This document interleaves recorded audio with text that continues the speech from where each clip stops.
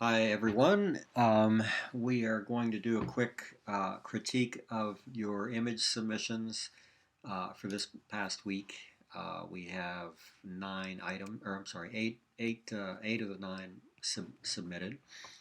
So this is tough because we don't have that feedback that we normally get um, doing this face to face, which is why I asked you to submit some text along with this, and that'll be the case for every submission from this point on, to give me as much information and as much of your thought process as possible about what you shot and why. So, not sure I quite got everything here in what you submitted, but let's take a look and see what we've got. So, Sierra's up first, and I'll read to you those who don't see this text that she submitted. And she said, the reason I chose this picture is because it represents who I am, clear down to my outfit choice. My chickens have been a big part of my life for almost 2 years now, and they've made me a more responsible person. Now I'm responsible not only for my two dogs, but 8 chickens and 4 ducks. Living on a farm has taught me many lessons that one would never be able to learn living elsewhere. And my outfit choice just goes to show that I love being comfy, and no matter what time of day or night it is, that the animals always come first before your own needs. So, as far as a self portrait or a photo of you that says something about you, this definitely does, as far as the explanation is concerned. Um, I'm not sure chickens enjoy being held that way, but I see it a lot, so maybe they do. I don't know. I'm not a big chicken person. Anyway, the only, again, because this is a photography class, the only thing I would like to have seen a little differently is the lighting, obviously. And I know this was obviously shot either very early in the morning or late at night. But again, remember that an on camera flash or light that's near the axis of the lens is usually the least flattering you can get. Even just moving that off axis away from the camera a little bit, which would have introduced some shadows and given us a little more form and dimension, would have been good. But as far as the concept and the idea is concerned, good job on that. This is Erica's. It says, for my self portrait, I chose a picture that I was genuinely happy in. I also love my tattoo in it because it speaks to the growth I've made over my years in college. My tattoo says, Still I Rise, and a year ago, a picture like this could not have been captured of me because I rarely smiled. This may not be a creative choice, but this picture means so much to me. So sometimes, especially with self portraits, it's more about the artist than it is about the audience.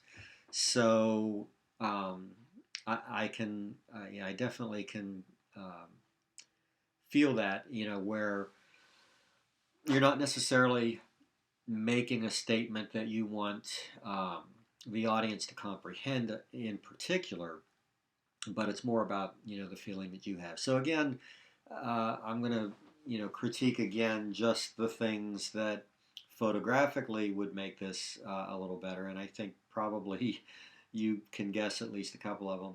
I don't really mind the dog with the head cut off on the right hand side. It does tend to speak to a little bit of being a slice of life in a candid photo, and the dog is at least out of focus. But the garbage can and the flagpole, I would like. I think this is a much stronger image without that. Again, it is a candid image, obviously, and so candids, you sometimes get what you get, and you clearly are the main subject. You clearly are isolated from the background elements, but that's just something that um, pointing out would have made a stronger image. This is Kashmir's. It says, for the portrait, I tried to do something that felt cluttered and exaggerated to reflect my personality. It's bright and colorful and harder to see me, as I feel it's hard to see exactly who I am as a person at times, especially for me. So I get that for sure. A couple of things I like about this a lot. I like the flow of the letters that lead into him on the right hand side here. I also like the fact that the face is only shown in half, which again, as a viewer, you can sort of make up your own story here and say, well, most people only show half of who they truly are to the world, or in his case, as he said, it's hard for people to see him exactly who he is. The unusual treatment and color toning of this does tend to lend a little air of mystique to it. So creatively, it's a nice photo, and I think it does match. And the placement of the eye in the foreground glasses works pretty well here. So Michaela did not send any text along to explain her image, so she kind of left it up to the viewer. I do like the fact that it's very simple. It's uncluttered. Unlike the previous image, which was cluttered, but for a reason, this one forces your attention right on her. There's really good, strong, direct eye contact. The lighting is good. It looks like window light probably coming in from camera left. The treatment on the left side of her face, right side of the image, I'm sure has some significance, but I can only speculate as to what it might be. Actually, I really like this image. I wish I knew more about it, but I do like the image. This is Monica. One of my favorite places in our house is our porch. I love to sit out on the glider, reading and looking out at the view. I was trying to capture my favorite things about this spot with this picture while incorporating the elements of balance, framing, and the rule of thirds. So I do appreciate the fact that you're playing with some compositional elements, or at least keeping them in mind when you do this. I'm not sure that any of them really were, like in looking at it, I don't know that I would have seen this as balance or rule of thirds or even framing, but having you mention them, I can see what you were going for here. And again, it's a personal image, favorite spot kind of thing, and it's something that I think years from now you'll probably still remember that spot. So it's always good to have photographic memories of those areas. It means something to us. Sean said that his assignment is about distortion. He said the way we see ourselves is often distorted. We can be overconfident or have a lack of self-esteem, and that distorts our self-view. I saw my reflection in the side of my car, and it looked like a funhouse mirror, which got me thinking about distortion, so he snapped a photo. So concept, I like. The idea behind it, you're absolutely correct. We tend to have very, very distorted views of ourselves. Everybody does. Photographically speaking, so I like the way it's been separated, that you can still see your head, but it's sort of, just stuck on top of your body. So that part was done well. I am a little bothered by what looks like the door, the separation between the doors or whatever on the left-hand side.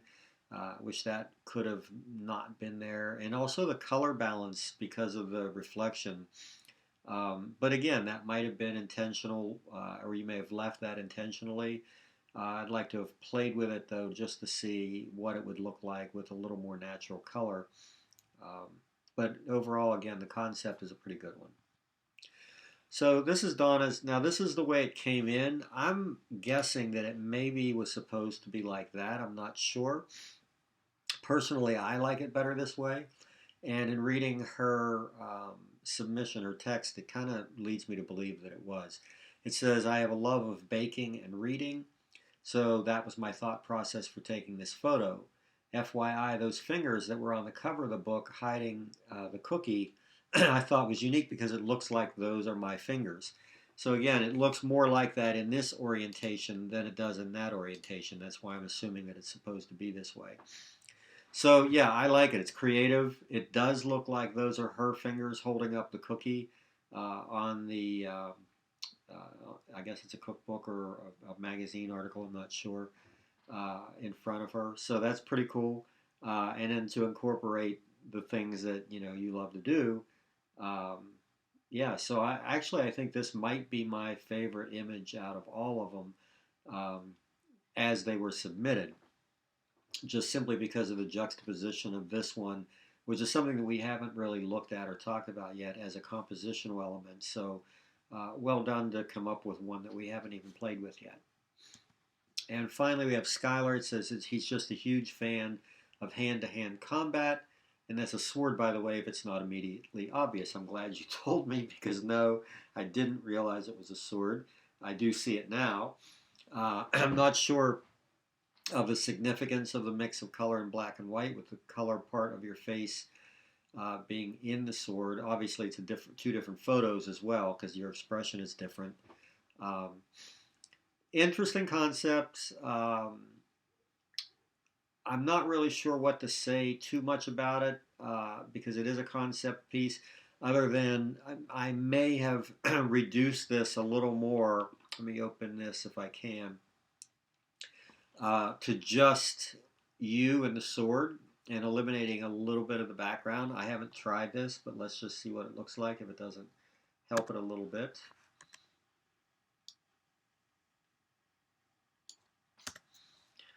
Um, I think, yeah, I think just if we go back and forth here,